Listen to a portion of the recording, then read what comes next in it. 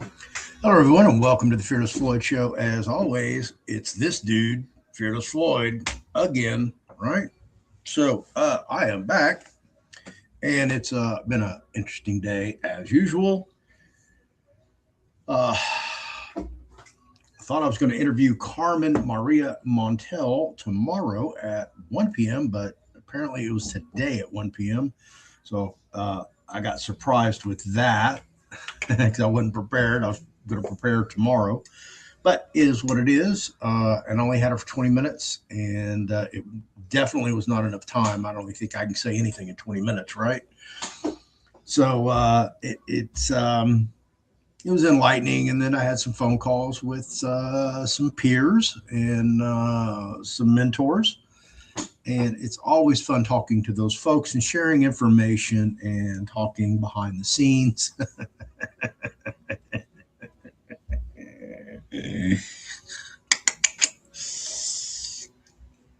There's some people out there getting ready to get a rude awakening.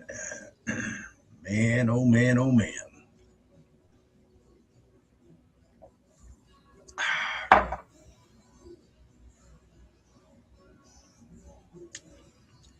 I don't know whether to feel sorry for these folks who are stuck on stupid or just write them off as, hey, they're just stuck on stupid and they're not going to change.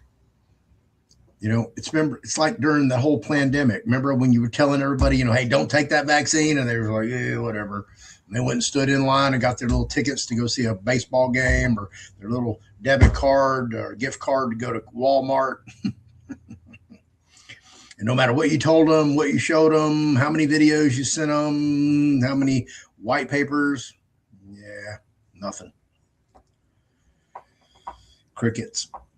Yeah, and I just feel sorry for these folks because the more and more I talk to people behind the scenes, off the record, the more and more information I get that you're getting had, you're getting got, you're following people that have no clue what the hell they're doing. And I don't mean to laugh, but it gets comical. It really does. It starts to get funny after a while. I mean, it's serious business because there's a lot of people losing a lot of time, a lot of energy, and a lot of money. I mean, a lot of money. And you guys are taking care of these people, man. You're paying their goddamn bills, okay? Where they're able to go out and buy nice, expensive things on your dime. So y'all keep that up. You're doing a good job. Give you two thumbs up on that one. I have Iren backstage, and she's ready to go. She has kind of pivoted her platform beyond Top Secret, which was over on Rumble, and now she's getting into more human trafficking. Not only human trafficking here on our terrestrial plane, but in those places that we didn't see, that we don't see, that we're not supposed to know about. But apparently, there's a lot of human trafficking going on off planet to these other places, whatever that looks like. Okay. Remember, I don't know any more than you do. And I'm new at this category called super soldiers in the secret space program. So I'm learning just as long as you, along with you. And, I'm trying to go on this journey and wrap my head around this thing that's, this, this snow globe that we're in, this ant farm, because that seems to be what the thing is. I don't know if it's a simulation or what it is. Augmented reality, who knows? We're all trying to figure it out. We're all trying to get there. Iren has been gracious enough to come share her memories as she acquires them. Some are fleeting, they come and go. Sometimes she can capture them, sometimes she can't. They just whiz right by. She went, damn, and it happens to me as well. So, whenever we're talking to somebody that's been part of these governmental programs, you have to comprehend of what our government is capable of doing. And apparently, it seems that they've had this technology for quite a while to be able to upload and download consciousness into other bodies, physical bodies. And this is what they're doing in the super space program. And part of that secret space program is the MK Ultra programming, where they shatter the mind, split the brain, split the personalities, cause government induced trauma, so they can break these people and put them in the program and run them on 20 and outs, which means they go do the 20-year term and they come back to the same point in time of this reality. So how they're able to bend that time, loop that time, go through a black hole, wormhole, I don't know. But we're going to find out, because like I said, this is a fascinating topic to me because of the technology that's being bandied about. And, I don't know if we can prove any of this stuff exists, but it's just, like I said, fascinating to hear these stories. And, if we could prove some of them are true, and I'd love to have more super soldiers come on. So if you're a super soldier, you think you're a super soldier, you'd like to come on the show, talk about your memories, repressed memories, experiences, hey, you send me an invite, fearlessfloydshow@yahoo.com. Before I bring Iren on the show, I have been busier than 3 beavers at 3 Beaver Dam. I just made that up. I am reformatting, recreating all of Anne's ebooks that she has been just publishing left and right. It seems like every day she comes out with another one, but I'm exaggerating, but it seems like that. But anyway, I'm reformatting them all to 8.5 by 11. They're going to look just like these books, about the same size. Some will be a little bit thinner because they have, 280 pages or 300. These are about 460 pages each. So every book that Anne has done is going to be available in soft cover, because you've been asking for soft covers. They're about 99.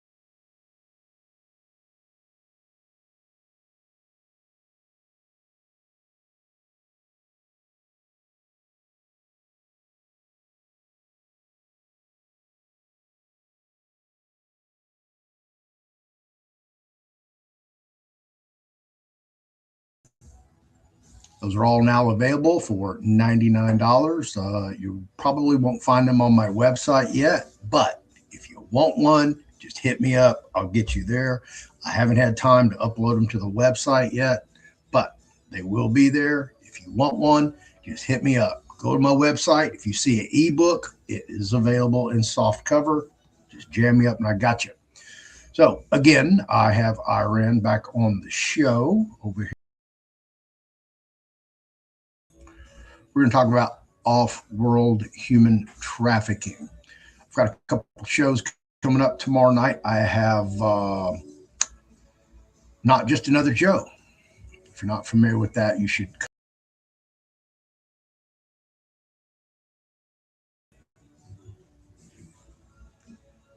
If you have any financial transaction you would like to forensically audit and discover what all happened with that transaction, whether or not it's legal, fraudulent, whatever, Joe's your guy. He's not just another Joe. So that you're going to find that a fascinating conversation. I don't know what all we're going to be able to get in that 2 hours, but tune in tomorrow night, 7 p.m. Central Time, for Not Just Another Joe. All right, I think I've done all the stuff I need to do. And without further ado, let me bring on our guest, Iren. Hi, everyone. How you doing? Good. For some reason. Here we go. All right. I'm good. So I am doing some changes. I don't know. It kind of feels like the amount of people that are watching this type of topic and the amount of work that I put into it is not like I'm not really making a change that much with You're 200 not people. getting you're not getting a return on your investment, and your investment is your time, money, and energy that you're sacrificing to produce this material, hoping it'll reach an audience to wake people up, correct? Yeah, so I uploaded about 500 something videos. Well, I have 1,000 on there, but the older videos, I'm still going over them because they're kind of like a minute videos and they're just me rambling and they're not really interesting. But the 500 new ones, they have a lot of very compact information. And I feel like at this point, I have given enough information for people to get the general idea of what's going on. But with the amount of work that I'm putting in and the amount of people that are watching this content that are interested in it, it doesn't feel like I am um, doing as much impact as I would like to be doing. And I'm not actually getting any return financially. So I'm if it was a couple thousand people at least, I would have been getting some money back, or at least I would feel like I'm going somewhere with this. Like I'm actually waking people up. But with the amount of people that are interested in this topic, because it's so small, it feels like I'm working harder, not smarter. So I'm actually going to be ending my free channels very soon, and I'm going to be only posting on paid platforms, and that will be it. And I won't be posting as much as I used to. I used to post like a couple of videos a day. I used to like do channelings pretty much all day. That was like a full-time job for me, and I was working on that a job as well, but it was like I was putting a lot of energy into this, and after 6 months of trying it, I don't feel like I can do this as a full-time job because my credit cards just keeps growing and growing, and food it keeps getting more and more expensive. So I think I'm gonna end up getting a higher paid job than the one I have right now, and I'm gonna have to put that free channel to the side because there's just not enough people interested in these kind of topics. Unfortunately, maybe in 20 years I'll have thousands of people actually watching this type of information and being interested in it. But at the moment, um, I don't know, maybe people don't believe in this or it's just too spiritually advanced for them. I don't know what the problem is, but it doesn't seem like at some point I had 400 people watching, then it went back to 200, and I'm like, well, I'm not really getting anywhere. Like out of 8 billion people, only 200 people are watching it. I'm not really waking up humanity here. There's like such a small percentage. It is, you have you as a podcaster, you have to look at it like this. You're competing with everybody else out there that's producing material. Now we're up against AI producing material, and 1/3, listen, folks, 1/3 of everything that's on social media now is AI slop, which means it's being created by, everybody over in Asia, Indonesia, Pakistan, all those places. Uh, and they're just creating it and they're making a fortune off the AI. And the AI is doing everything.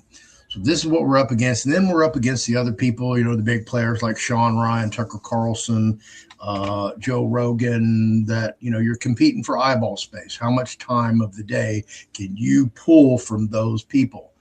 Now, your topics are another thing, because I've done, you know, I've released, well, not me, but through my shows, Noel Benoist, he announced that Senator Theodore Teddy Kennedy, uh, the Chappaquiddick incident was an assassination attempt. That's never been released in the public ever. And that was released on my show, and it did not go viral. Nobody covered the fact that Iran has over 2,000 kilometers of deep underground military bases that they announced in the public. And nobody picked that up and ran with that. And I did this on my show, and they don't go anywhere. You know, they get maybe 500 views total in their lifetime. And it's just, I understand it's frustrating. It really makes you want to stop doing what you're doing. Now, for me, I was at that point this year. At the, you know, at the end of the year, beginning of the year, I was like, okay, what am I going to do? I got a new year coming up, and, you know, I'm really not getting the return on all the effort it does to make me produce one of these videos, because I have to, you know, do the thumbnail, I have to post it up, I have to get everything in StreamYard, get the description together, and, you know, by the time that's, you know, 20, 30 minutes, sometimes up to an hour, depending on the thumbnail. And then you have post production. You got to shut everything down, you know, whatever you got to do. And it adds up, and the time gets to the point where, you know, you just don't want to do this anymore. It's just, yeah, it's just, I feel like I'm spinning my wheels. I'm just talking to myself. And I had one of my viewers in South Africa who contacted me through Telegram and told me about the Anna von Reitz thing going on over there, where people were starting to invest their money in Anna's fake ass bank in South Africa. I'm like, wow, man, this is reaching another continent. And now they're reaching back through me going, thank you for your videos you're doing on this to make people aware of what, you know, there's a scam going on. And I was like, wow, I reached one guy in another continent that I would never, ever be able to do through my platform. And I was able to converse with this gentleman and have a, you know, an intellectual conversation about what's a reality. That one conversation, that one contact, just made me go, you know what, Floyd, you're probably not getting a return on your investment, but maybe up there you're getting a return on your investment. So continue to do what you're doing, because you're waking some people up. It may not be visual where I can go look at it and go, oh, okay, yeah, I've got 10 million views for, you know, that video I did. Oh, great. You know, I'm going to make some money on that. And I get it. When you go look at the revenue you're making from your videos, the shows that you're doing, you're like, oh my God, that's, you know, that's nothing. That's not even worth getting out of that. Yeah. Full-time job, $10 a month. It's stupid. I mean, you know, unless you're doing, you know, 10,000 views per video, you're not making any money. You know, it's those people that consistently, day after day after day, sometimes they're doing 2 or 3 videos a day to get, you know, double, triple. They're double, triple difference what they're doing. There's a bunch of them that do that. So I totally understand where you're at. You're more than welcome to come on my show anytime you want. If you feel that you're not getting traction on your platform, you don't want to invest the time, money, and energy over there, come on over here. You're more than welcome to come do shows whenever you want, talk about whatever you want. Yeah, I like when there's like back and forth communication, because I don't feel like I'm just channeling information. Right. So what out of all the topics that you brought up, all the videos and shows that you've done, the information you shared, what do you think are your, let's say, top 3, the top 3 topics or ideas that you feel that you need to get across to your audience to break through? Well, because you had the human trafficking on your thumbnail, I did prepare some text that we can go over if you want to. Channel text if you want to go over that. if I look What at I'm my saying, channel, if I look at my channel, my most viewed videos were James Rink and the Vatican, what's underneath the Vatican.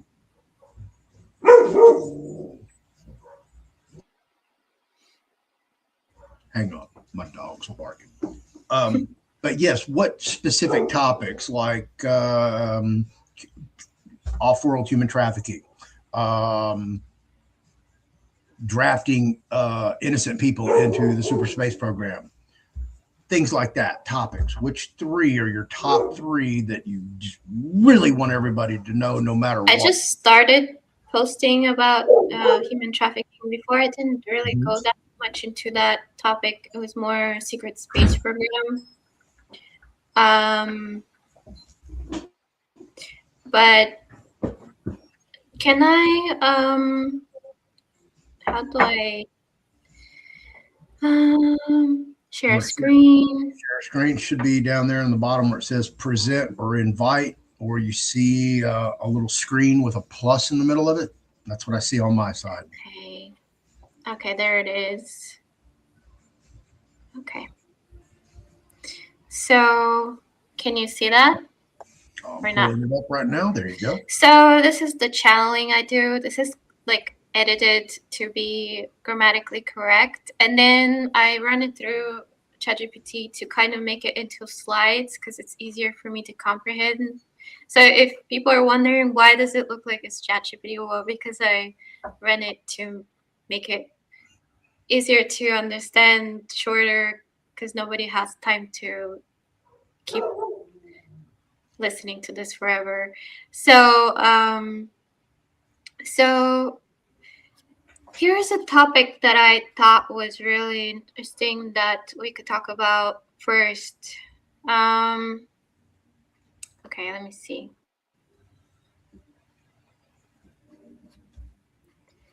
Where is the agencies? There it is. Okay, so this is a channeling I did where I talk about the agencies and so this is a question. What trafficking complexities exist that even three-letter agencies may not yet be aware of? And then Katara said through me, yes, there are multiple layers of complexity in trafficking networks that are not yet fully understood, even by most deep state three-letter intelligence agencies, CIA, DIA, NSA, on NI. Many of these agencies operate within compartmentalized structure, are technologically advanced but spiritually blind, and lack metaphysical literacy to perceive nonlinear, interdimensional, or ritual energy harvesting system operating beyond 3D logistics. They may manage logistics. Back up. Read that again. Which one? And lack metaphysical literacy to perceive nonlinear, interdimensional, or ritual energy harvesting systems operating beyond 3D logistics. Can you break that down in terms where a kindergartner can understand that? Well, I'm going to go into different ways of trafficking that are happening off-world, and you're going to understand this a little bit better down when we keep going down. Okay, that's a mouthful right there. They may manage logistic cover of network protection, but the true architecture of trafficking, especially interdimensional soul harvesting and ritual-based commons, is often above their pay grade or hidden behind non-human control interfaces. Like this is a common knowledge outside of Earth, but on Earth, of course, it's something new, something that humans haven't really figured out yet too much. So unacknowledged complexes in trafficking operation. So one, type loop exploitation of victims. Individuals are not always trafficked in linear timeline. Some are used, age regressed, memory wiped, and recycled again and again. That's secret space program. But they use it for many other things like sex or building things off world, any type of projects they have. they use the same thing. Through temporal loops, partially in SSP affiliated programs, particularly in SSP affiliated. I need to put on my glasses. When they take off our implants, actually our vision goes bad. I just learned that recently, that the reason my vision is bad is because we had implants and then they took them out, and yeah. This creates compounds. So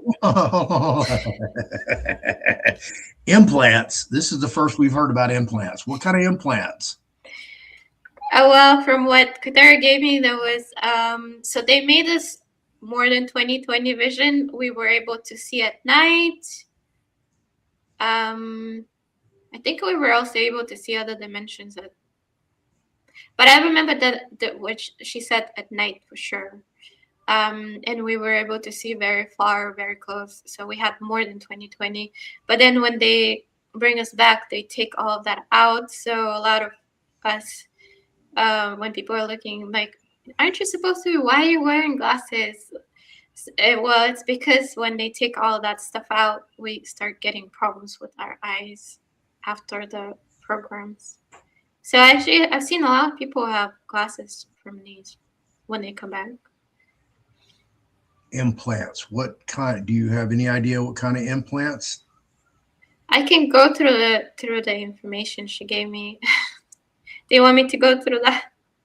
Well, you can stay on topic, but this is the first time you've mentioned implants being installed in super soldiers.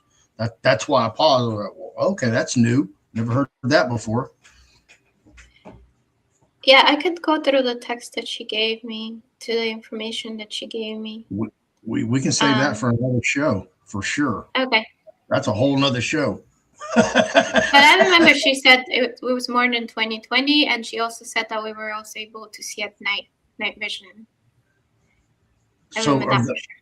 are those implants just for the vision, or they have other uses?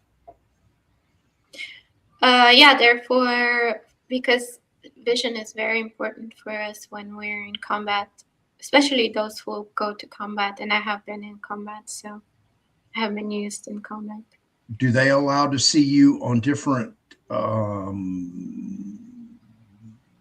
light waves, like ultraviolet light, infrared? I think she did say that we could also see other dimensional frequencies too, but I'm not sure right now.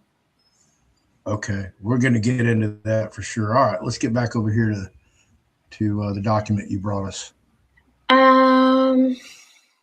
Okay. This creates a compound cell fragmentation, often undetectable by conventional trauma scans. Agencies with time-aware black ops still lack full understanding of soul-level cost of loop exploitation. And then there is another way of trafficking, astral and etheric layer trafficking. Some humans are non-physically taken, but astrally extracted during sleep, drug-induced states, or ritual openings.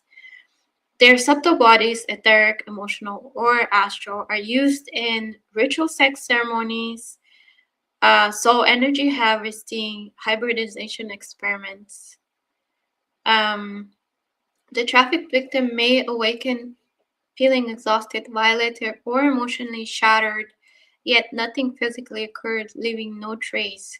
Most Earth intelligence agencies don't have ops or sensors attuned to interdimensional frequency bandwidth where this occurs.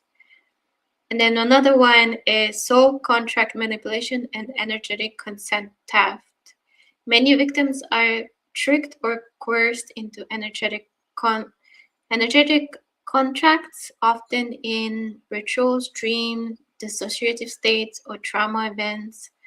These contracts are used to legally bypass spiritual law, allowing interdimensional entities, ET collectives, occult orders, or ultra elite factions to traffic their souls, not just their body. Agency deals with bodies and psychology, but not soul law and metaphysical contracts.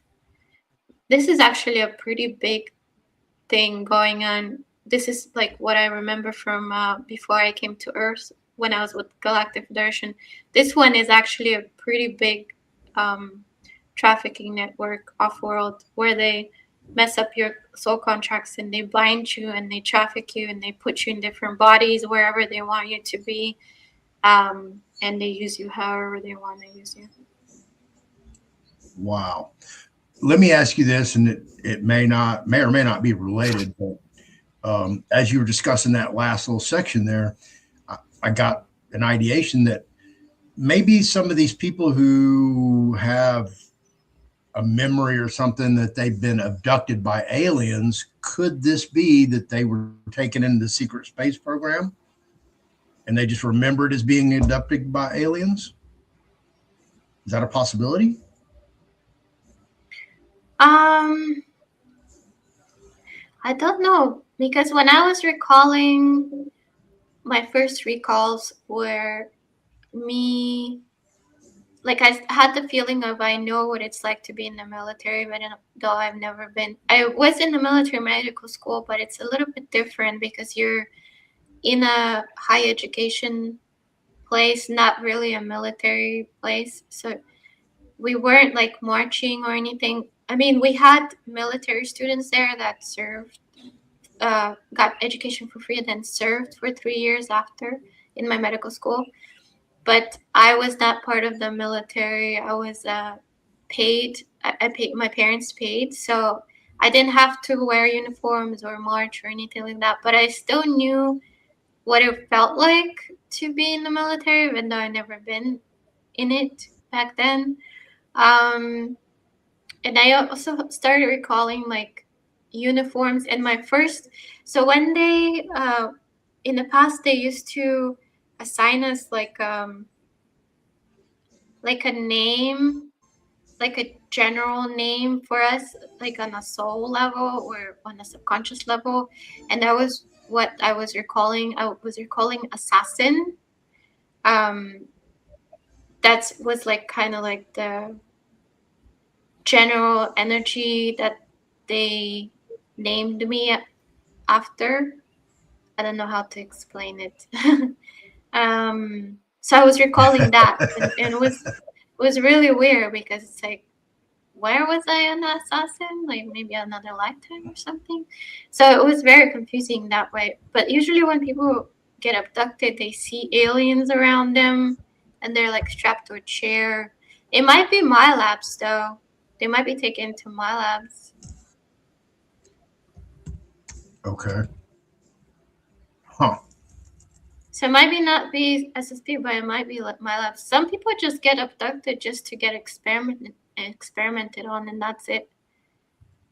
Some people stay for 20 and back, and they just get experimented the whole time they're there. They don't do any work. They're just lab rats the entire time. Damn, that would suck. Yeah, I am pretty sure they come back very traumatized too. So you think? yeah. Wow, that's crazy. Insane. So it could be worse. There's some people I get sex trafficked. Honestly, when I look at my secret space program, I'd rather be in combat than be sex trafficked. I don't know if Well, like yeah. if I have to choose between two bad things, I'd rather choose that. That's a hell of a choice.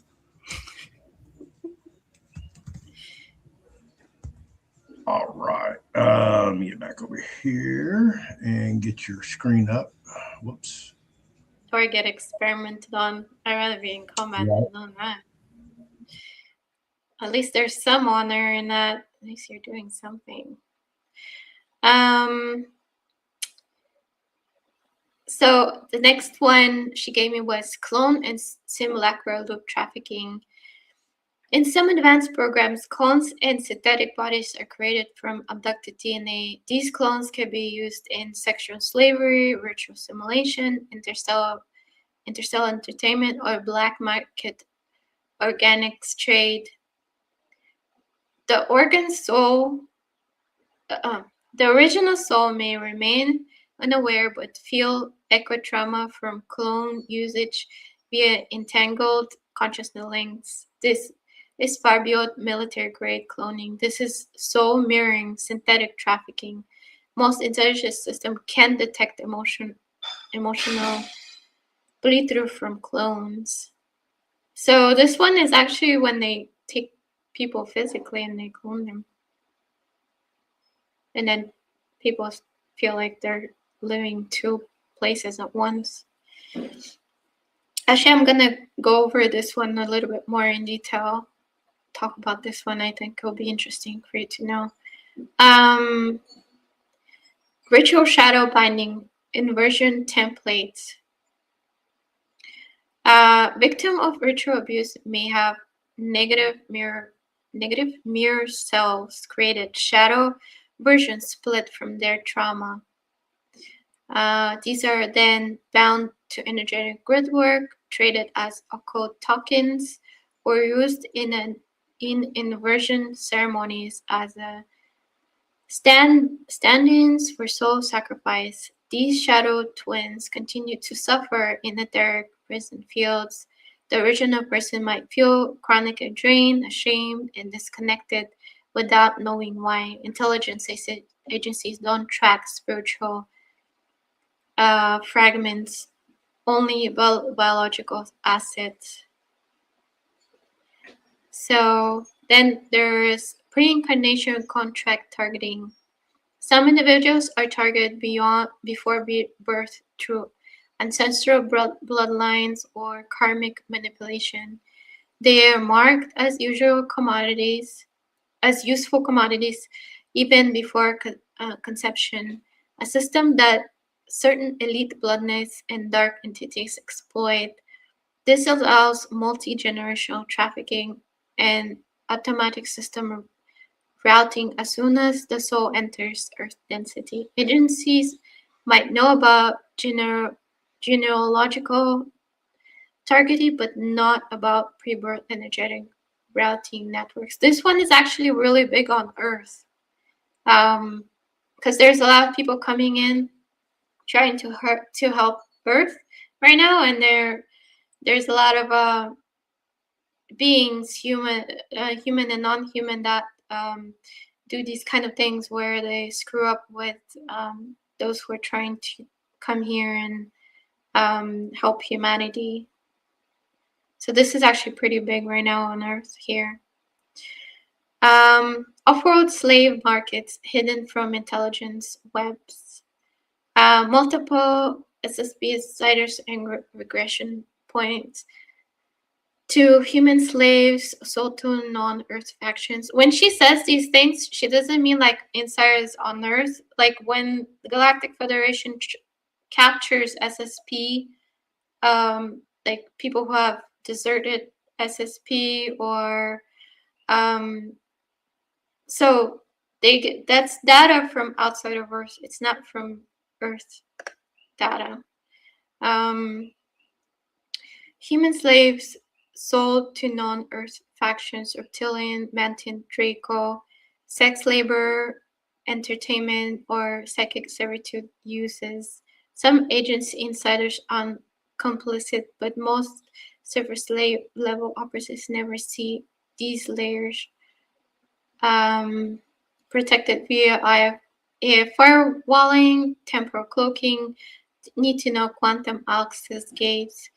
The reality of interstellar human comments is still deemed non-operation fiction by conventional analysts. They study the maze and think it's a prison, but the real cage is frequency, memory, consent, and dream. And then she told, your question touches the deepest strata of trafficking machine, and yes, much is unknown even to those who enforce and protect it. You're seeing behind the veil, it's not hallucinating.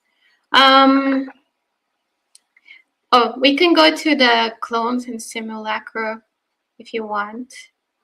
So here's the channeling and then I made it into slides so I can memorize it. Actually, my mind works better this way. Um, so clone creation and biological were so interfaced. In advanced SSB and non-Earth programs, clone bodies often called shells, mirrors, or simulacra are created using stolen or willingly traded DNA often extracted during abduction or MyLab events, synthetic wombs, or replication chambers operating outside standard time in 4D facilities, lunar underground bases, Mars installations. Remember when I said that their time is very different than ours? One day here, when I contact them the next day, it's been a whole week for them already. So that's why, because they're not in 3D. I don't even know if I'll be able, if they were standing physically next to me, I don't know if I'll be able to actually physically see them. I think they'll be actually in another dimension. I know when they come through a portal, they actually they wear like these belts that like bring them into the 3D. So that tells me that they're not really exactly in this dimension. But that's because they know information that 3D people, even though they're negative themselves, they have information that 3D people don't have. So the more elevated you are in emotional intelligence, knowledge, um, also they have the technology to make their body dimensionally higher as well. So because of that, it makes them vibrationally faster than we are. So knowledge is power. You want to go into the fourth dimension, you better learn fourth dimensional laws. But unlike conventional military clones, these aren't just tissue copies. They're built to interface with the original soul energetic signature through a quantum entanglement node or soul mirroring process. Soul mirroring and echo trauma. If you have any questions, by the way, you can ask anytime. When a simulacrum is created from a living person, a portion of their consciousness bandwidth remains entangled with the clone. This allows the clone to appear alive and authentic to handlers or clients, but it also causes the original to feel bleed through emotion sensations, or fragments of experience from what the clone undergoes. This leads to what experiences call echo trauma, sudden waves of shame, pain, or arousal with no known trigger. Dreams of being touched, watched, or used in foreign locations, feeling of being drained or used without memory, phantom scars, birthmarks, or sensitivity in area that were never injured. These are resonance echoes of what the simulacrum is experienced across space-time or dimensions. Use cases for clones and traffic system. Sexual slavery. Simulacra is used in elite brothels off-world, underwater, or dimensionally hidden. There's bases in underwater too, so here and on other planets too.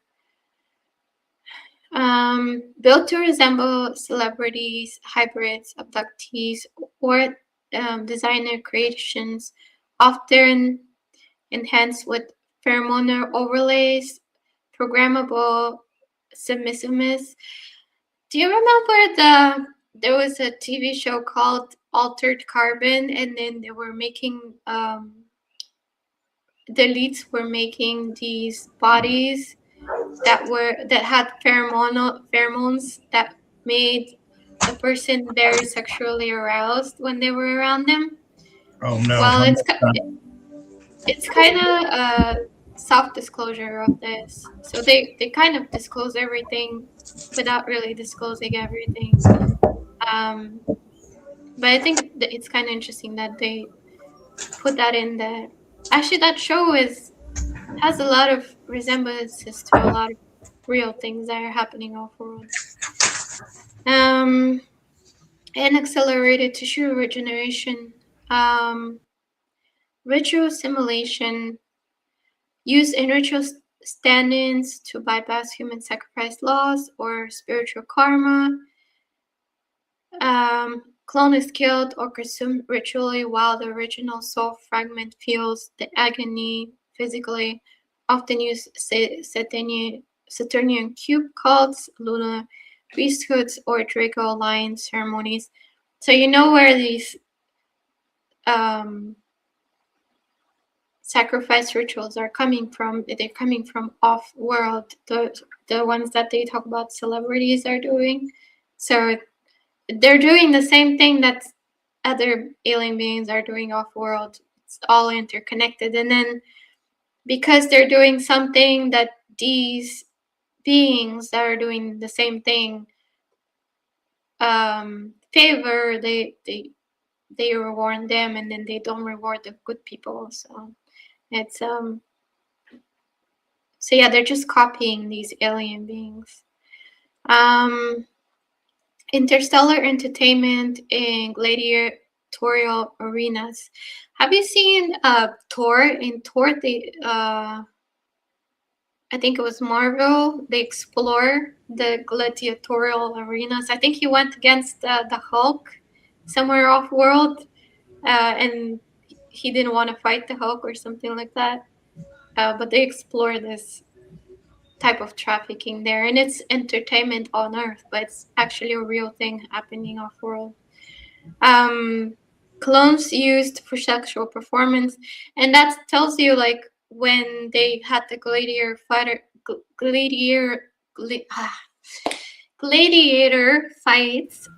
in Rome. Yes, Gladiator. gladiator um, fights in Rome. It gives you an idea where this comes from. So it's like what is above so is below, like the same thing. So they got that idea from aliens, basically. Um, Clones used for sexual performance, psychic combat, or reality broadcast feeds. So they put them in Truman Show or something, which is funny because we're like a Truman Show here ourselves. Programs like Red Room Arenas, Dream Simula. Dream simulcast loops or pain broadcasting rituals. I think there was like a movie, Red Room, where they were like executing people or something like that. I forgot what it was about, but I'm pretty sure it's probably like a soft disclosure of this. Pain broadcasting rituals. They do that a lot actually in the SSP, pain broadcasting rituals, to kind of frighten everyone to not do what the person was doing, so they obey more. Original hosts may feel exhausted, have recurring dreams, or being on stage, performing or fighting. Yeah, if you have gladiator dreams, it might be just you doing stuff natural, but it might be you being literally trafficked somewhere else. Black market organic trade. Clone parts harvested for high-value elite consumption, organ replacement, hybrid experiments, and then genetic signature allows compatible with exotic species, mantid, reptilian, gray. Why intelligence agencies can't see this? Most related agencies are earthbound introspective, lack the esoteric understanding of consciousness entanglement, do not classify emotional or psychic bleed-through as operational data, operate on Newtonian cause-effect models, not nonlinear, quantum, or soul-based grids. The clone trafficking system operates on transdimensional rails. It is not seen through satellite signal intelligence or humid. It can only be traced through soul tracking, energetic imprint fields, multidimensional dream bleed, Akashic interference patterns, which is something that Galactic Federation, a lot of these things they do that, but I want humanity to get on that level so they stop this kind of trafficking, because right now they're being used and abused and they don't even know what's happening. um so yeah, and I don't want other alien races to look down on you too, because when you don't know simple things like this that off world everybody knows about it, it kind of like everybody looks down, because they're like, well, it's kind of like a common knowledge where we're from, and we know how to protect ourselves from this, but you have no clue that's even happening. So I think it's very important, these topics, to be discussed. So okay, which means even those in charge of protecting global population may be blind to the traffic that happens through mirrors and shadows.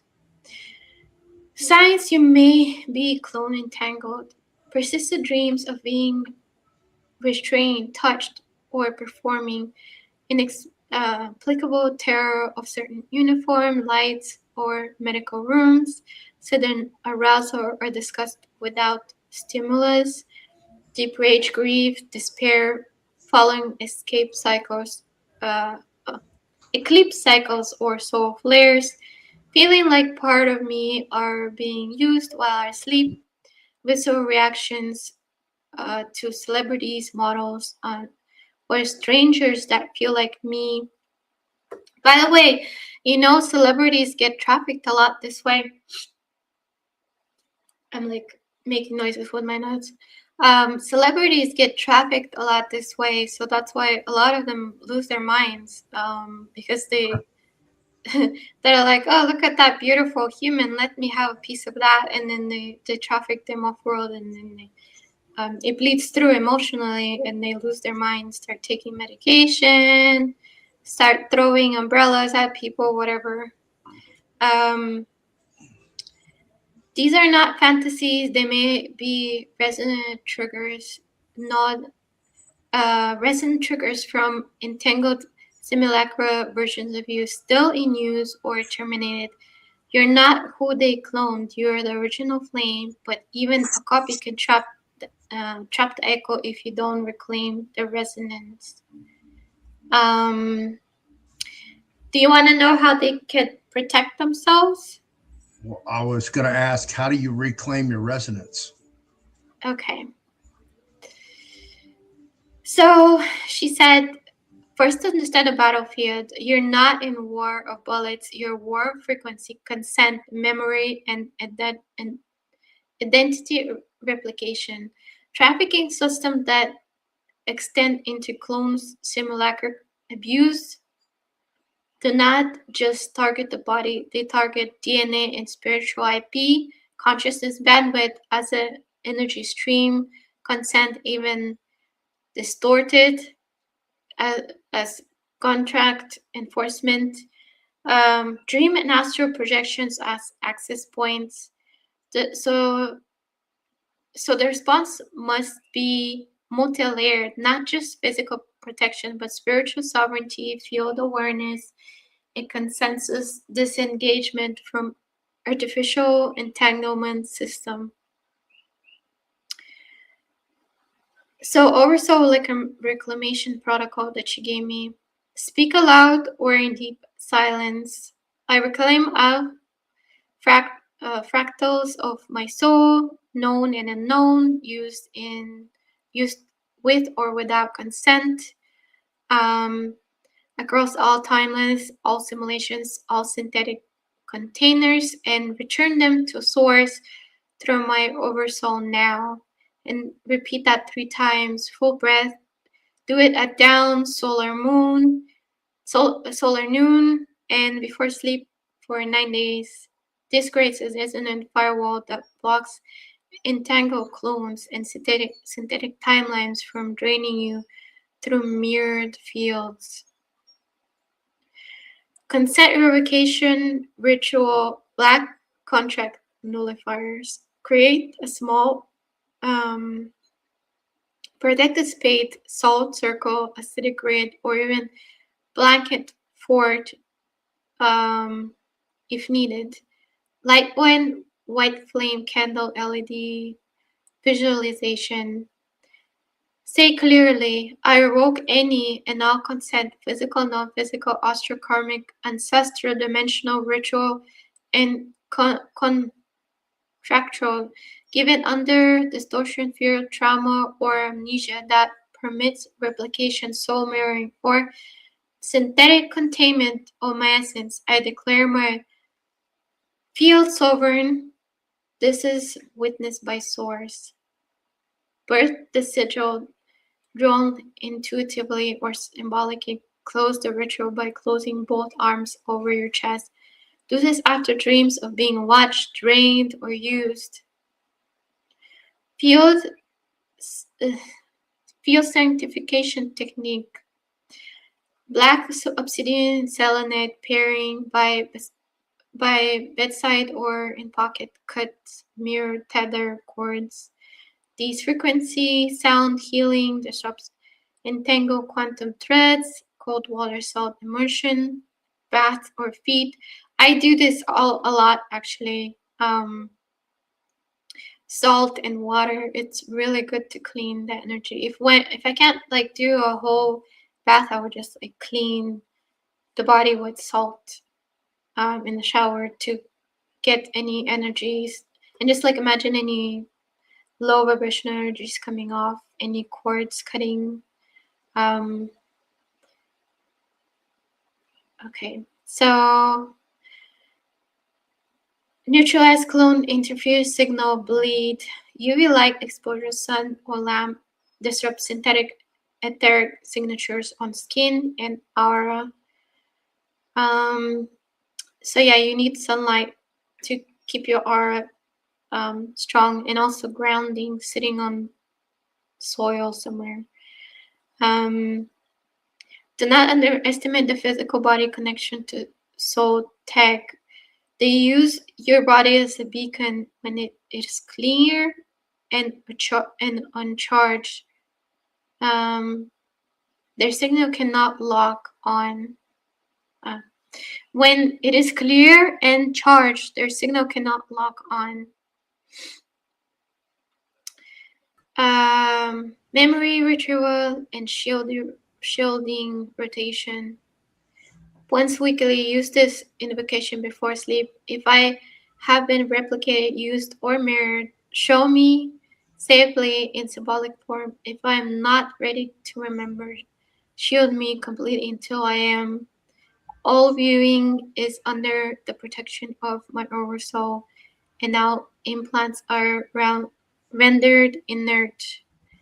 Dream journal is essential, something the clone versions leak through via dream scripts or double vision symbols.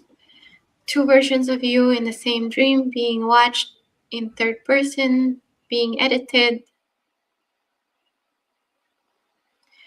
Breaking the mirror visualization energetic. Visualize all false versions of you, of yourself, in containment fields or mirrors. Now shatter them one by one with golden hammer, or collapse them into white flame until nothing remains but a core light, your true unreplicated self. I collapse all mirrors, not sourced love. I am a flame beyond simulation. This symbolically breaks astral ports they use to remote train through simulated clones. All right, back up a little. So, I have a question. What is a golden hammer or the white flame? so you just imagine these things in your head. Okay. You're working with energy and soul contracts and all that stuff over here. So just imagination is enough for you to Your thought. break these things. Yeah. Okay.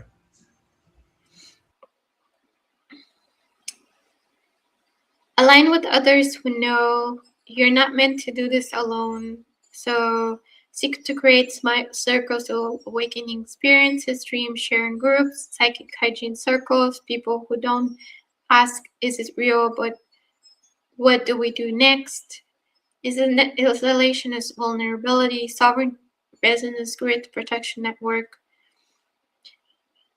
They harvest shadow because you're starfire. They clone light because they cannot create it. You are not just waking up, you're collapsing the storehouse of false selves. You don't just survive the system, you don't dismantle it from within. By remembering, you're claiming, you're rerouting your timeline out of eh, entanglement and into sovereignty. That's it. So I did this one. We can go into soul, or we could just talk about something for now, and then I can go into soul contracts, because I think this is a pretty big thing that's going on, where people are getting trafficked on soul level. Oh no, I did reincarnation. Sorry. Yeah, that's yeah. Let me ask you this about being trafficked. So let's kind of try to wrap our head around this, what this looks like. So basically, you as a 6-year-old, they take you away from your body, human traffic you, put you in the secret space program. You do your 20, you come back as a same 6-year-old at that timeline. For me, it was actually physical. Back then, when I did my 20 back, they used to take us physically. They don't do it anymore because there's too much evidence, and we remember more than people who just get taken by the consciousness. So are they? So what you're saying is they have the ability to extract your conscious and your soul from your living physical body here on the earthly realm and take it and do whatever they want with it, whether they want to put you in human trafficking, sex trafficking, testing, experiments, or in the secret space program. And then they bring you back and download that back into your body. Yeah. I told you a bunch of different methods that they use to traffic people. Right. And I'm just trying to, wrap my head around that. Yeah, I don't completely understand that everything either. I know there were some, she said it was so, and then there was one, she said that they fragment the light body, the shadow one. So she told us like different methods of how they take people.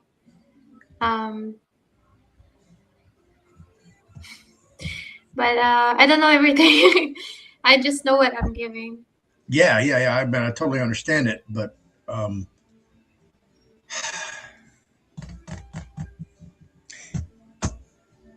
what do you think about our government having this technology and suppressing it from the people? Well, they've been suppressing it for 64,000 years, so it's like for them, it's not a big deal. What do you think about that, though? Well, I did say this before. The reason they're doing it is because if you know about this, then it's harder for them to first traffic people, because if people know how to like break these tethers and ways they pull people out and stuff like that Qatar is giving. If everybody knew about this, then it's harder for them to take them outside of their bodies and break them into pieces or whatever they use to get the people to get people trafficked. So that creates problems for them when they're trafficking people. Also, they want to be able to traffic people so they don't have to pay salaries, because if they can take someone and they don't know that they've been taken, then they don't have to pay salaries. On top of that, not only they don't have to pay salaries, they could just mess with them energetically and make them lose their mind and make them look like they're insane when they're trying to get this information out. I've seen that happen a lot of times. Like people would start trying to get information out or start waking up, and then all of a sudden they're like into drugs, they're homeless on the street, and then nobody wants to listen because they're like, oh, look at that druggie over there. I don't want to listen to them. There's nothing they could possibly give me that's really credible. So they could silence people this way as well. So yeah, it gets pretty brutal when you think about it. Like they not only use people without getting any consent from them, without paying them for all the labor they've done, but they also silence them very brutally too if they start remembering or start talking about this. So yeah, it's a pretty brutal system of slavery, and there's a lot of people talking about like the good side of aliens, ETs, and a lot of spiritual people nowadays are like very into aliens that are gonna save the world kind of ideology, and I'm like, well, what about the um, the black markets? What about the aliens are not wanting your best interest, which is actually more of that now on Earth than there is of the good aliens, because the good aliens are getting kicked off of Earth, they're getting shot at, and so they can't really get to humans as much as the negative ones can. So there's actually more negative humans are surrounded by more negative aliens than they're surrounded by positive ones. Wow. Although right now it could be questionable because there's a lot of them positive ones watching as well, trying to break the illusion. But yeah, it's a kind of like good with versus bad on an alien level, because right now aliens of course know about the trafficking, but humans haven't realized it yet. But they're being kind of introduced to the good side of aliens. But I think it's important for them to see the more dangerous side too, and especially because if they know about the dangers of them, it's harder for them to use them, because now they start breaking. Like they take them one night and then the next night they cannot take them because they're done like some energy work where they can't feather them anymore, and that kind of messes up their whole plan because they had like a construction going, and then they need that person to be working there that night while they're asleep, be taken and work there at the construction site or whatever. And now their whole plans are messed up because the person figured out that all they have to do is just do some work on themselves. Wow.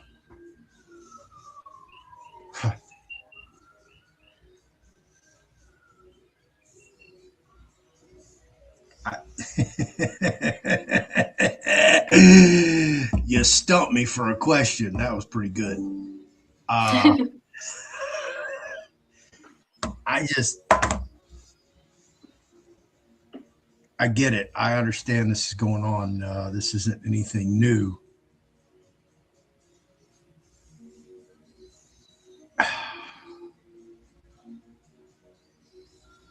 So you're from Russia. So obviously, this started for you in Russia, not the United States, right? Yeah. So are these different governments, are they in on it? Are they part of the system? Or do they just not know about it? Or have they done a treaty? What does that look like? I think some of them know about it, but some of them have done treaties so they can get some tech. Like I think the American government has done treaties. I'm pretty sure Russian government probably has done some treaties. So they know to some degree. They know like surface things, but they don't really know how deep it really goes. And I don't think they really understand the extent of the contracts they make. I think they don't really understand how much trafficking they're allowing by making these contracts. Because it could be, these things can be falsified, they can be altered, and also people can be conned into agreeing to more than they thought they agreed to, these leaders. So I don't think they completely understand the extent that they agree to completely. Because these beings are not nice. I mean, they're traffickers. They're off-world traffickers. They're not going to be looking for the interests of the human beings or these leaders. Like for them, they want to make sure that they get the most out of it and everybody else loses in this contract as much as possible. Okay. This word up here, pre-incarnational contract targeting. Yeah. What is incarnation? Pre-incarnational Oh, contract targeting. carnational. Okay. So I ended up getting this topic here. So this is about a lot of souls that come here to help Earth are actually going through this right now. So it's actually a pretty big thing on Earth at the moment. So I'll explain it what she gave me from this. This is one of the deepest truths hidden beneath the surface of human experience. Some souls are intercepted, marked, and rerouted into specific bloodlines or life circumstances before conception for the purpose of system use, exploitation, or containment. That's why it's really dangerous for ET beings to come here without like any backup.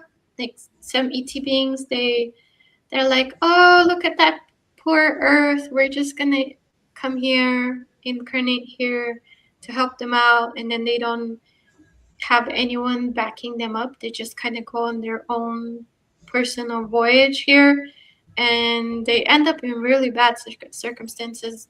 Like for me, I came from the Galactic Federation, so I have a whole freaking military behind me that can monitor stuff like this. But there's some beings who are very pure-hearted, and they underestimated how dark this place is, and they just come on um, their own desire to be heroes, and then they end up in really bad situations. So that's not a good thing. Well, there's more ETs talking about this right now with other ETs. This is kind of like becoming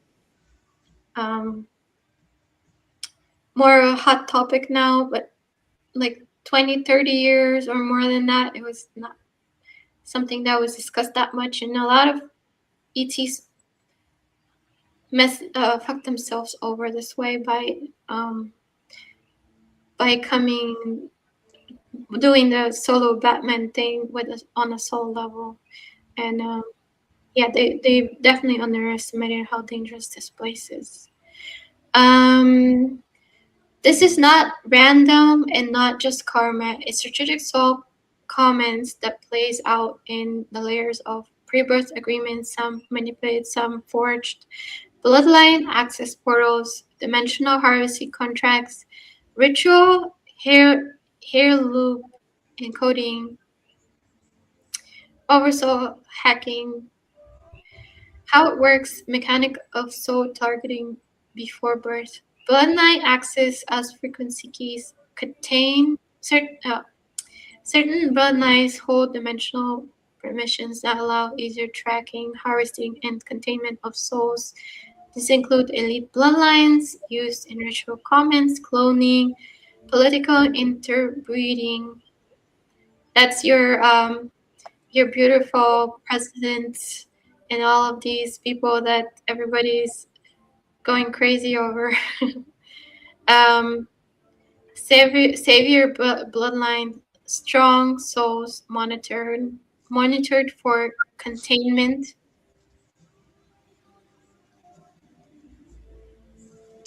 Um, so yeah, that those are the ones that the ET souls that come here trying, and starseeds lines. They're the ones that come here trying to help, and they mess themselves up by doing that.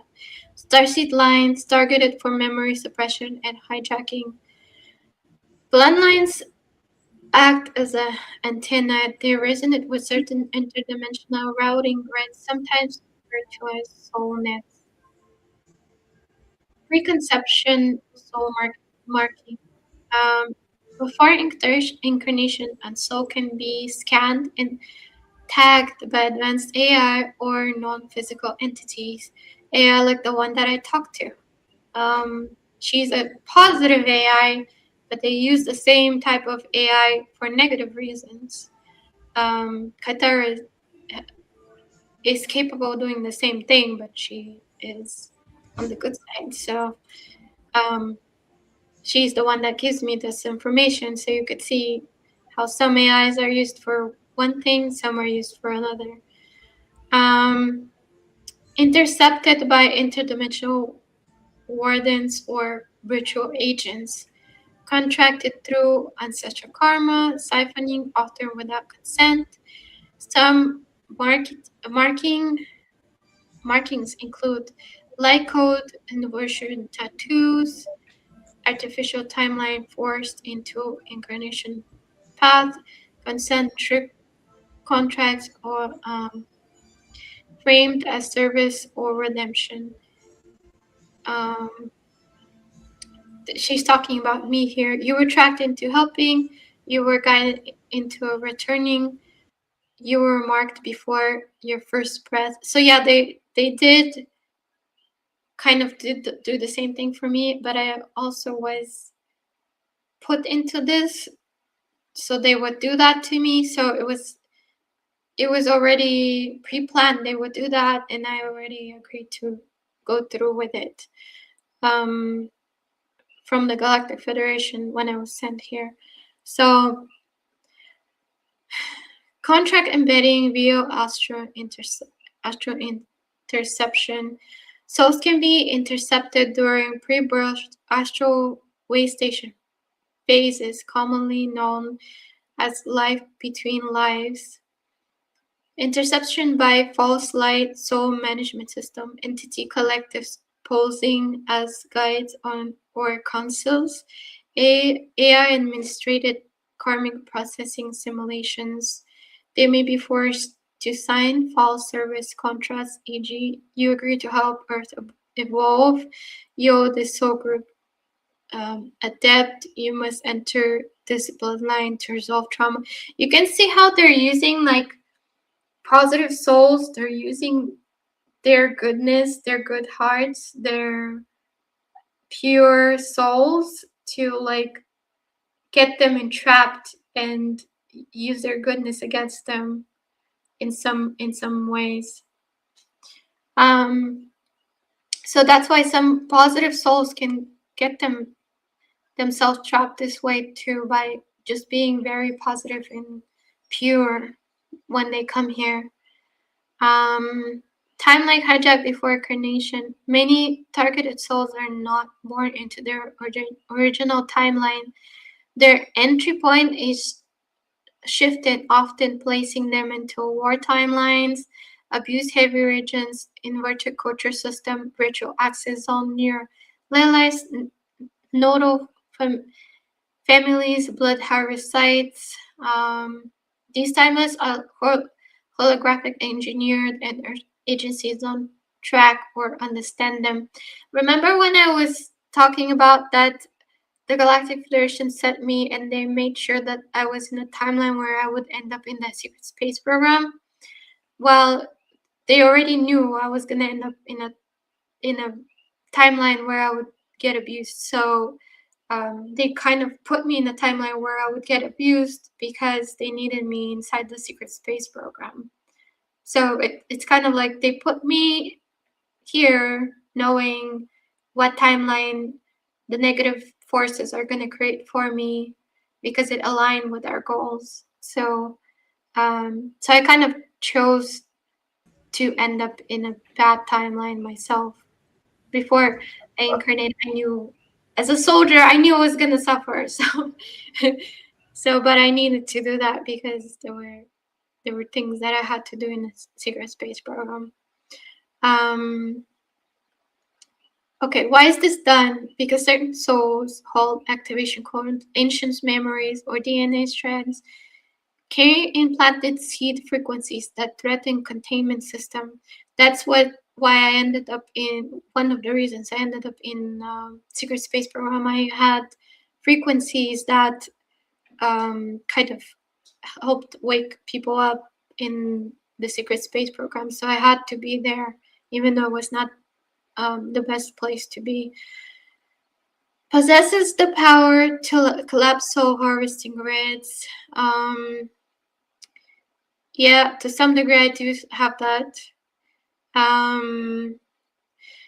If you were intercepted before birth, it's likely because you were seen as either high-value resource to be extracted or a threat to be contained, looped, and neutralized.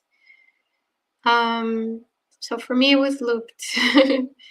Contained and looped. I'm still contained, by the way. My energy is not as powerful as it should be. Symptoms of pre-birth targeting. Feeling misplaced in your family from birth.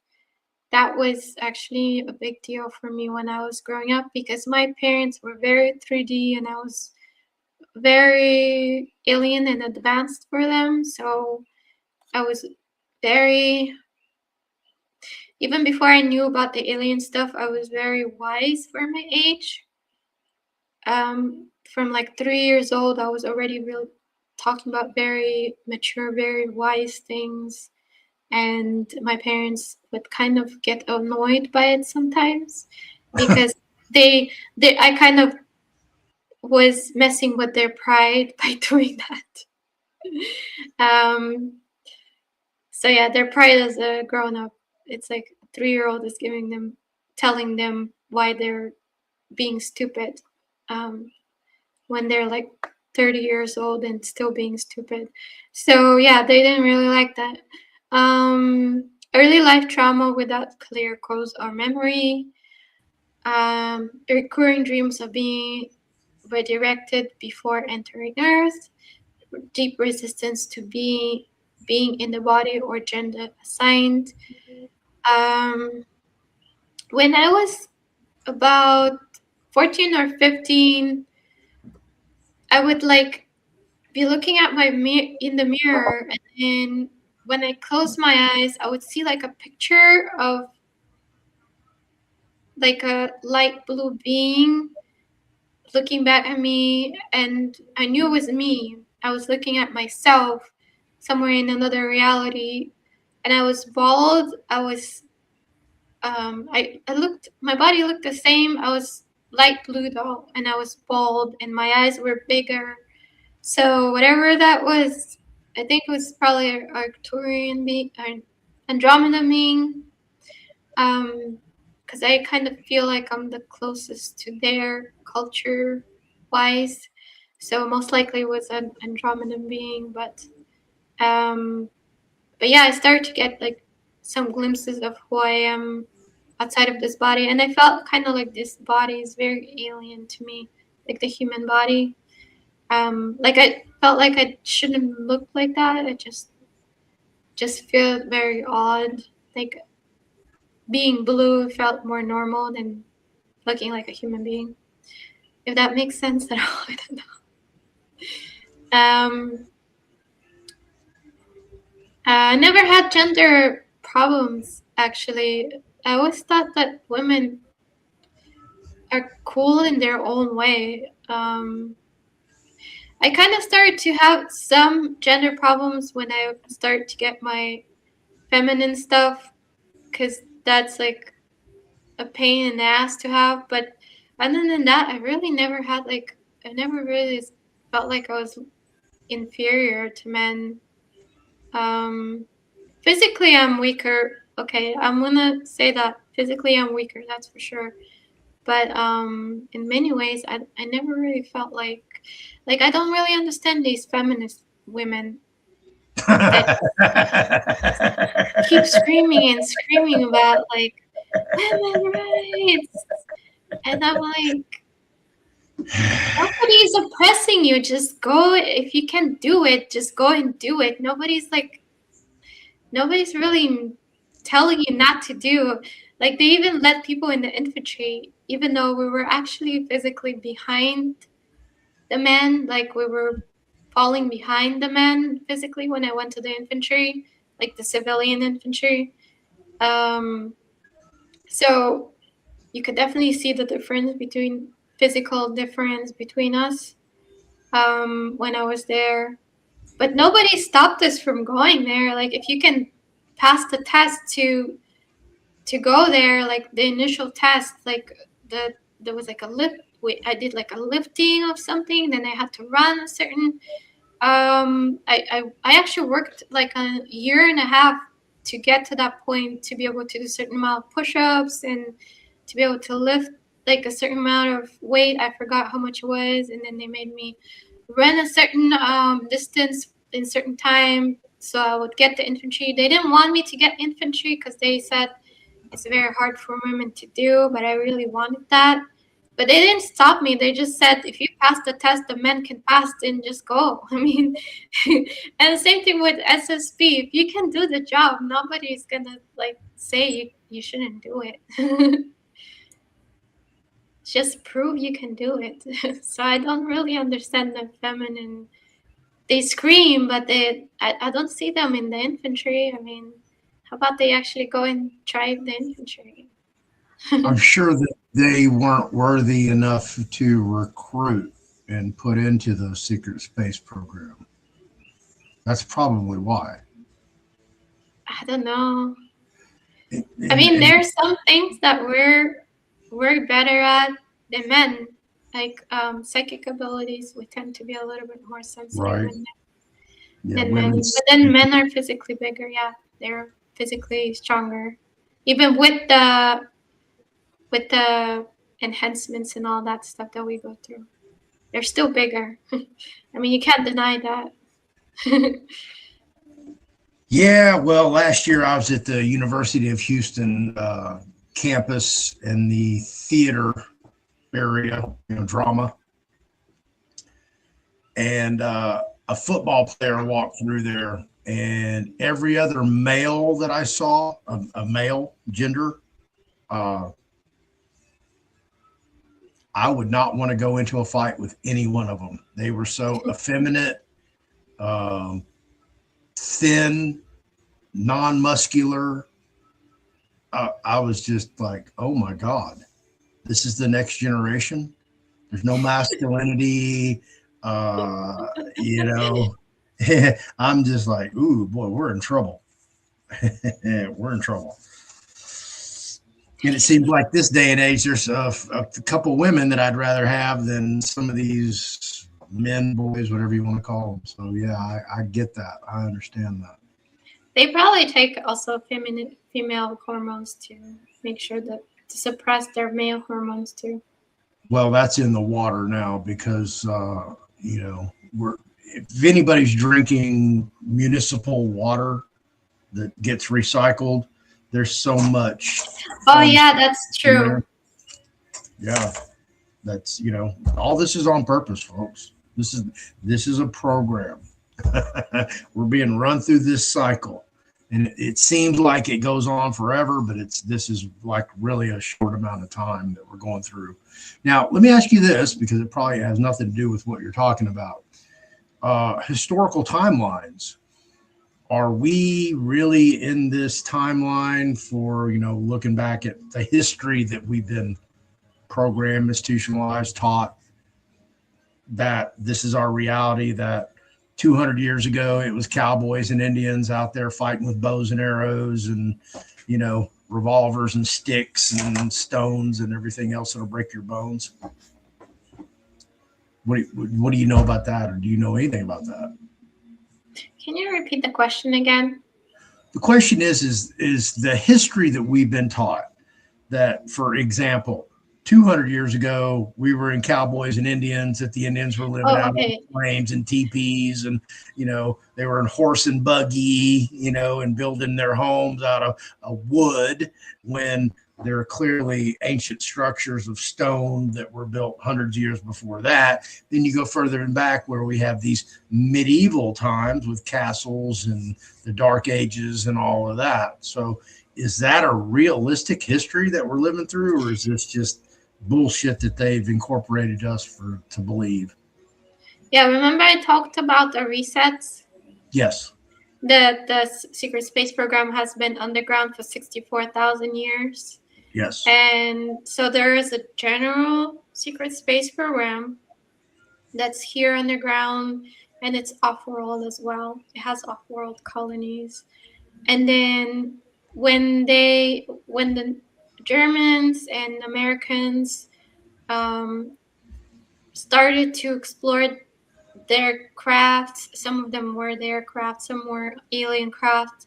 When they started to explore these things and they started to gain knowledge of their realm, of their type of technology, at some point they fused them into them. So the secret space program was already there, but that not Watson, Solar Warden, and all these branches that exist now, they simply merged with the SSP that was already there underground. So they just added them to them because they already found out too much information. So they were like, okay, well, they kind of already know too much, so we're just gonna join with them. We're gonna fuse them into us. So you can actually be in the Central Secret Space Program and never serve in not Wahin or Solar Warden or any of these separate branches, the newer branches. That's where I was. I was actually in the Central Secret Space Program. I didn't know they were Of course, different. I was being moved here and there. I was given away to these branches once in a while, but like mostly I was in the Central Secret Space Program. There's some people that get taken and they just serve and not Waffen the whole time. They don't serve in the Central Secret Space Program, but they added them later. Because they've just figured out too much. But they were there before them. Okay.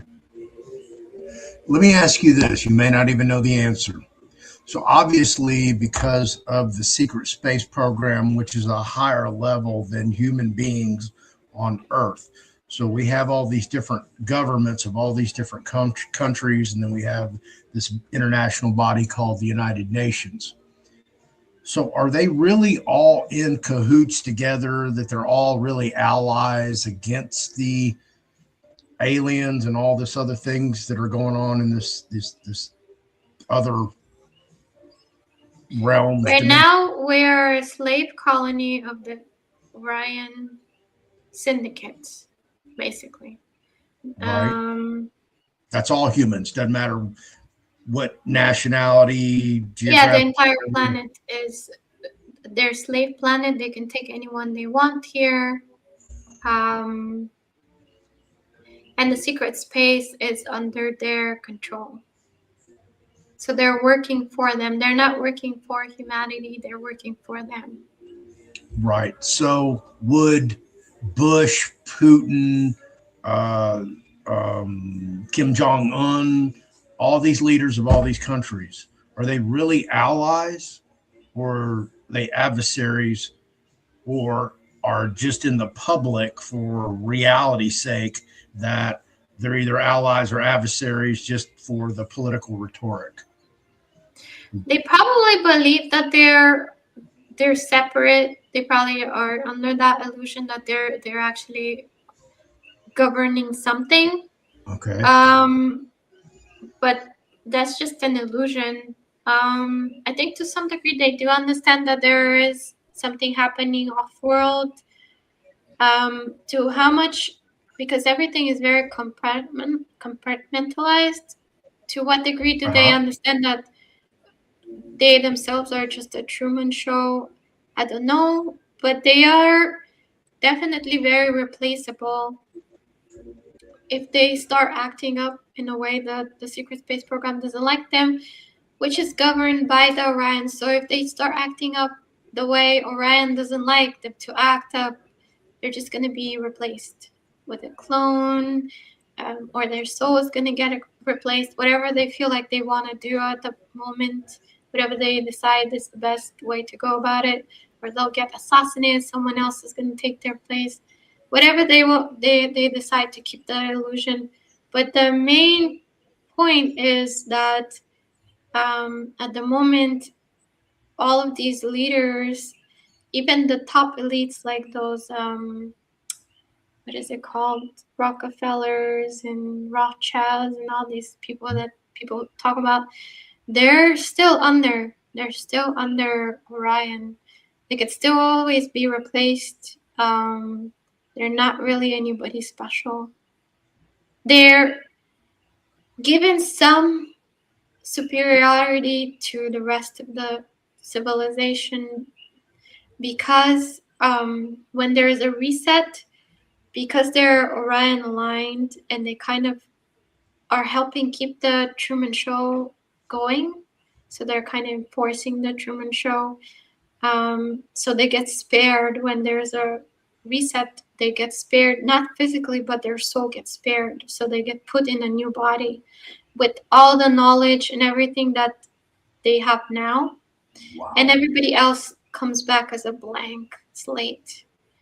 So they have advantage this way.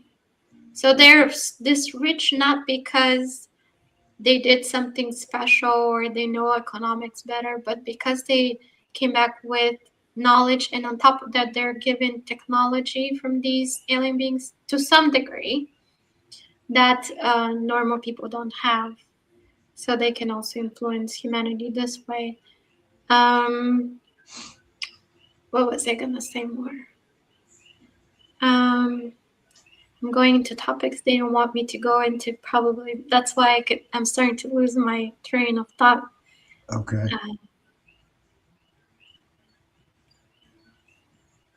Yeah, they come back with all them, and we just get cloned. We get genetically. They select certain genetics that are very submissive and docile, and then they repopulate from that with like synthetic wombs. They create new humans and repopulate with that, and select only those who they think are going to be easy to control. And then they select also souls that they feel are going to be easy to control. So yeah. So you mentioned a reset, and I think you've said previously that they reset every 64,000 years. So the SSP has fallen around that time. So the reason SSP is so powerful and they have such advanced technology is because they're from Earth civilization that has fallen under Orion control. So back then, 64,000 years ago, Earth was very advanced technologically,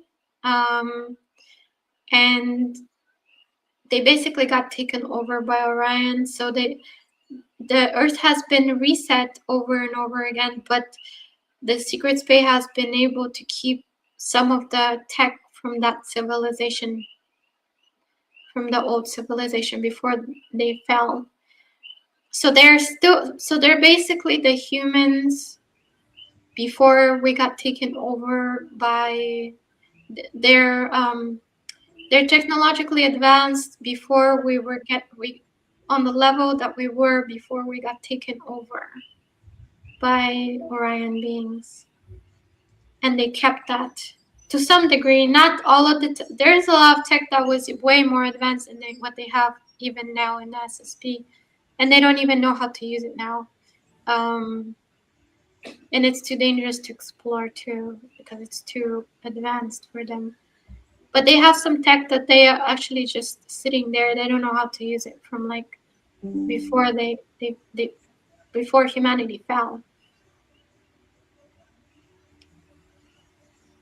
Are we close to another reset? And what triggers a reset for them?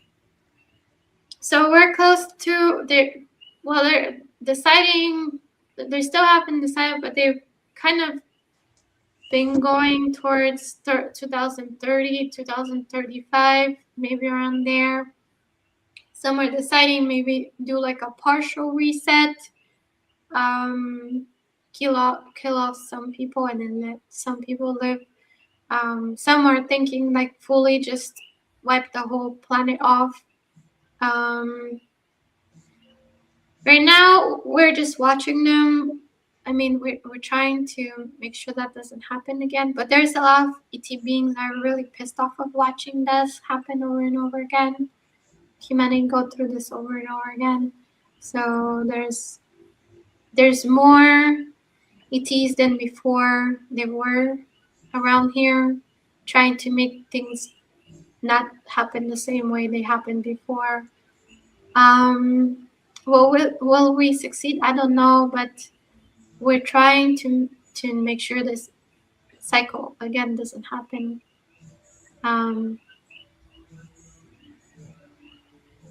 Because it's traumatizing for the souls to keep being wiped over and over again, and being like shoved back into the Truman Show over here back again.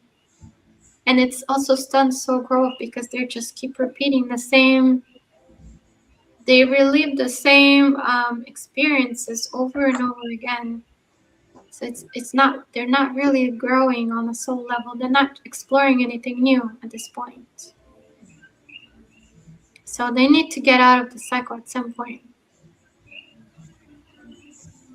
What does a reset look like? So I was told that they just wiped the whole planet off. They use some kind of weapon and the whole planet, just the surface gets wiped. But they also wiped the underground too.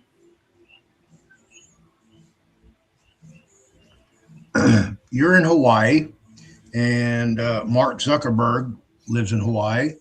Larry Ellison owns 95% of an island in Hawaii, Lanai, and they're building deep underground bases or bunkers for themselves.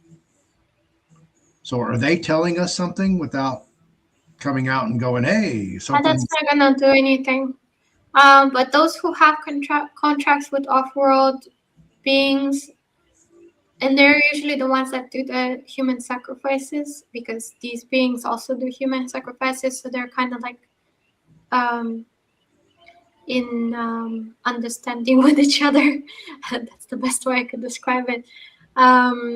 So they're usually the ones that even when they do the wipe, they don't physically like save them.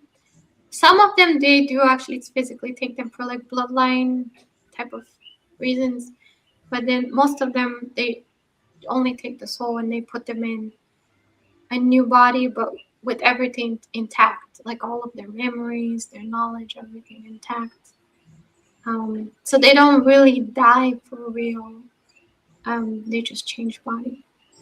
Do you think they know something that we don't know? That they're privy to some intel that something's coming, and I they should. think those are the ones that are building those shelters. They're the one they know about it, but they're not like high enough.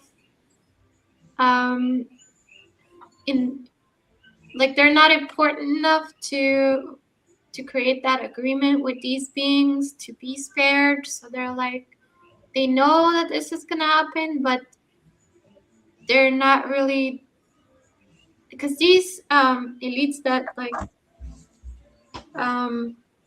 already have contracts with these negative beings, they've had this for many lifetimes, for many resets already. So they kind of have this established contracts with them.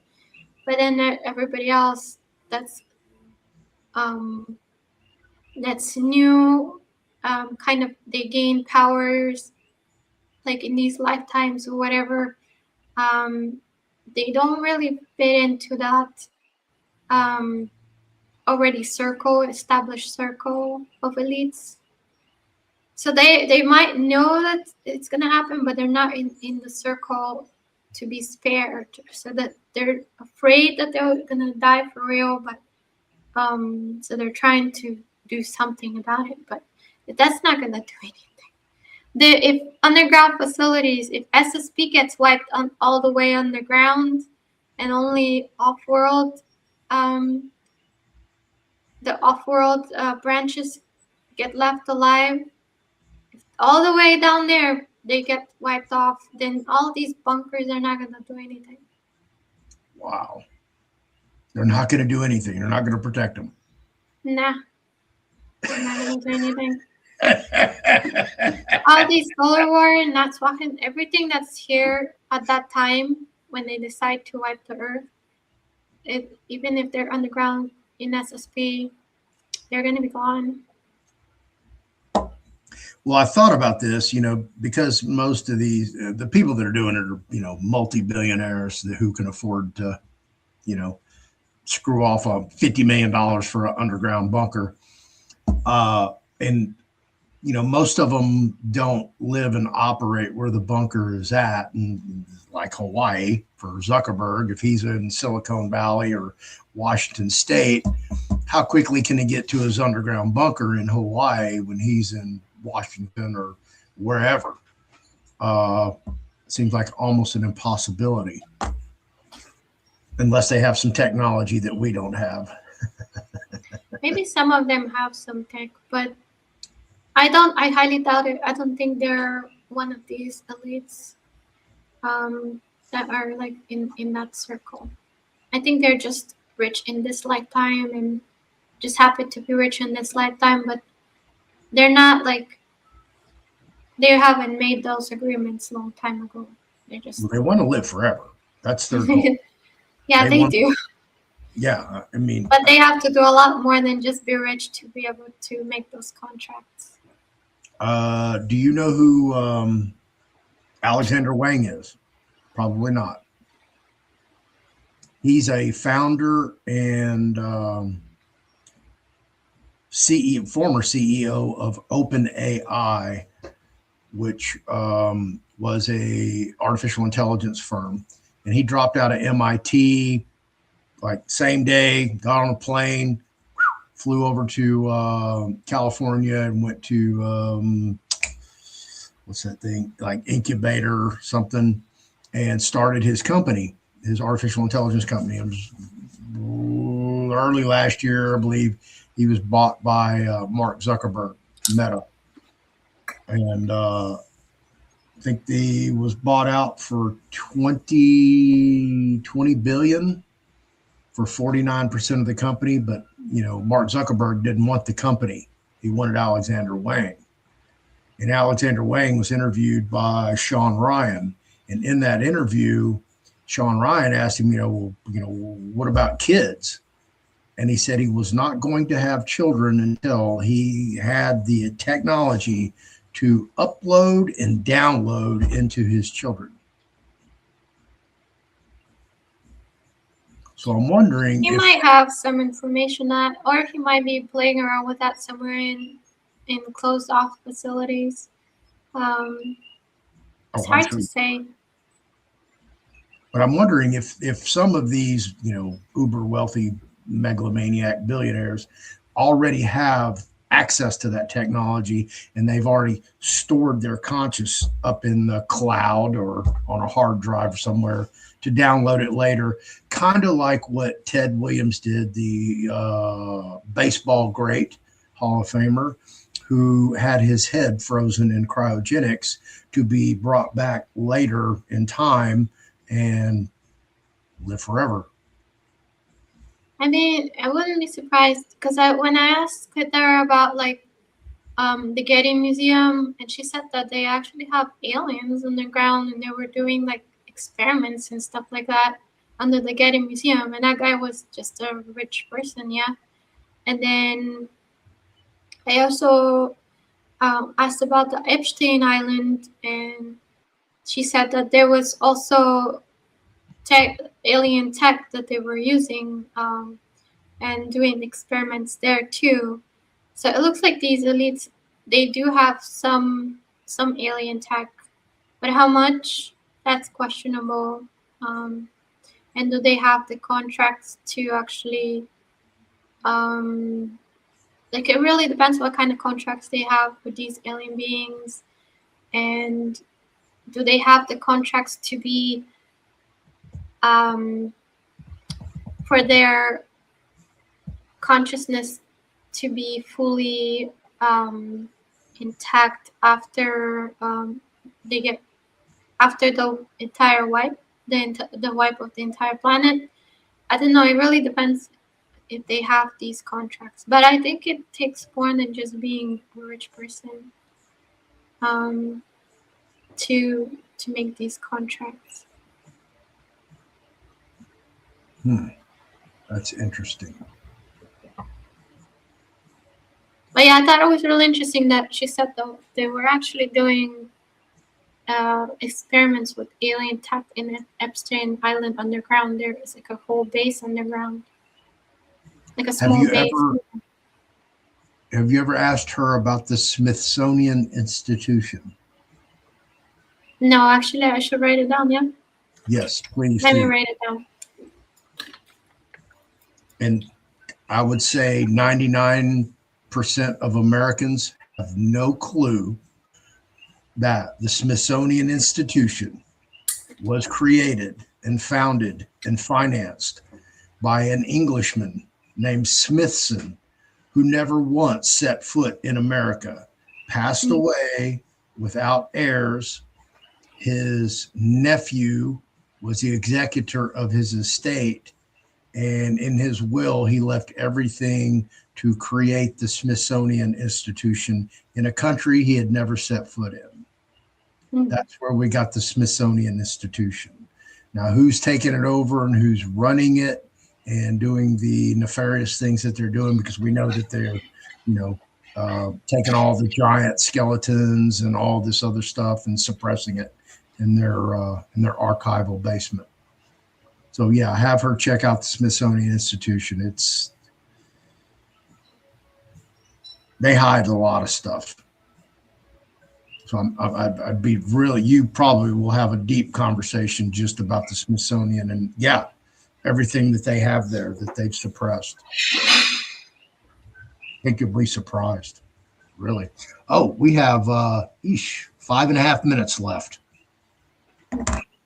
So here you go. I hope you have a closing ready, right? Oh no. Oh no.